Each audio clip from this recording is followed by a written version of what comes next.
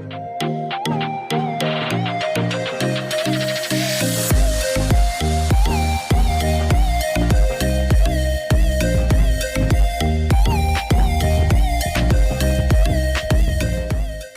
Friends, ഇന്നും ഞാൻ ഉണ്ടാക്കുന്നത് നമ്മുടെ നാടൻ പലഹാരമായ കിണ്ണത്തപ്പമാണ്.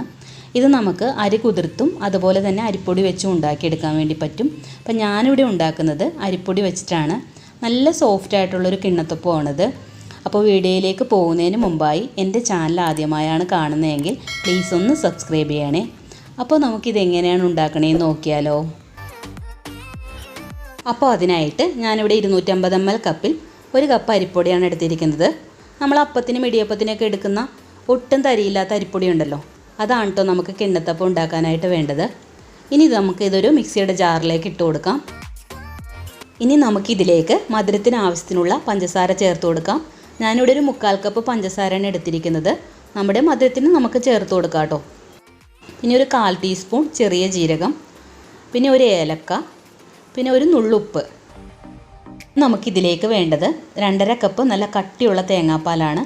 അപ്പോൾ വെള്ളമൊന്നും ഒഴിക്കാതെ തേങ്ങാപ്പാൽ ഒഴിച്ചിട്ട് വേണം നമ്മൾ ഈ ബാറ്റർ തയ്യാറാക്കി എടുക്കാനായിട്ട്. അപ്പോൾ അതിൻ്റെ പകുതി നമുക്ക് ഇതിലേക്ക് ഒഴിച്ചു കൊടുക്കാം. എന്നിട്ട് നന്നായിട്ടൊന്ന് അടിച്ചെടുക്കാം. അപ്പോൾ ഇത് നന്നായിട്ട് അടിച്ചെടുത്തിട്ടുണ്ട്. ഇനി നമുക്കിതൊരു ബൗളിലേക്ക് ഒഴിച്ചു കൊടുക്കാം.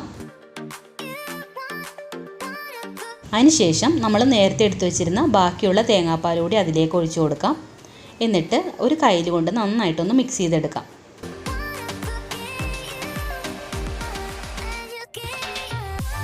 അപ്പോൾ കിണ്ണത്തപ്പത്തിൻ്റെ ബാറ്റർ ഇവിടെ തയ്യാറായിട്ടുണ്ട്. ഒട്ടും കട്ടിയില്ലാത്ത നല്ല ലൂസായിട്ടുള്ളൊരു ബാറ്ററാണ് നമുക്ക് വേണ്ടത്. ഇനി നമുക്കിത് ഒന്ന് അരിച്ചെടുക്കാം. അപ്പോൾ അതിനായിട്ട് മറ്റൊരു ബൗൾ എടുത്തിട്ട് അതിലേക്ക് ഒരു അരിപ്പ് വെച്ച് കൊടുക്കാം. എന്നിട്ട് ഇതൊന്ന് അരിച്ചെടുക്കാം. ഇനി നമുക്കിതൊന്ന് മൂടി വെച്ചിട്ട് ഒരു 1/2 മണിക്കൂർ റെസ്റ്റ് ചെയ്യാനായിട്ട് വെക്കാം. ഇനി നമുക്ക് കിണ്ണത്തപ്പം ഉണ്ടാക്കാനായിട്ടുള്ള ഒരു പാത്രം എടുത്തിട്ട് അതിൽ കുറച്ച് ഓയിലോ അല്ലെങ്കിൽ നെയ്യോ ചേർത്തിട്ടൊന്ന് ബ്രഷ് ചെയ്ത് വെക്കാം. അപ്പോൾ ഞാനിവിടെ ഇത് ബ്രഷ് ചെയ്ത് വെച്ചിട്ടുണ്ട്. പിന്നെ ഞാനിത് വേവിച്ചെടുക്കുന്നത് ഇതുപോലൊരു പാനിലേക്ക് കുറച്ച് വെള്ളം ഒഴിച്ചിട്ട് അതിന് മുകളിൽ ഒരു തട്ടിട്ട് വെച്ചിട്ടുണ്ട്.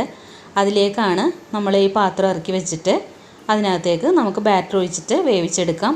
ബാറ്റർ ഒഴിക്കുന്നതിന് മുമ്പായിട്ട് നന്നായിട്ടൊന്ന് മിക്സ് ചെയ്തതിന് ശേഷം വേണം കേട്ടോ ഒഴിച്ചു കൊടുക്കാനായിട്ട്. എന്നിട്ടൊരു 4 കയ്യിൽ ഇതിലേക്ക് ഒഴിച്ചു കൊടുക്കാം. അപ്പോൾ ഈ ഒരു കിണ്ണത്തപ്പത്തിന് അധികം തിക്നെസ് ഉണ്ടാവില്ല കേട്ടോ.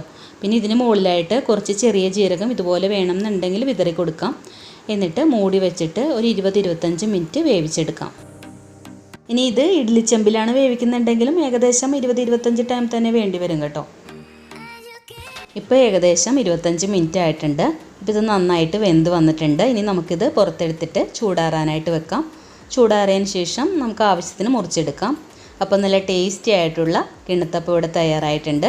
ഇതെല്ലാവരും ഒന്ന് ട്രൈ ചെയ്ത് നോക്കണം. ട്രൈ ചെയ്ത് നോക്കിയിട്ട് ഫീഡ്ബാക്ക് മറക്കാതെ കമൻസിൽ അറിയിക്കണം.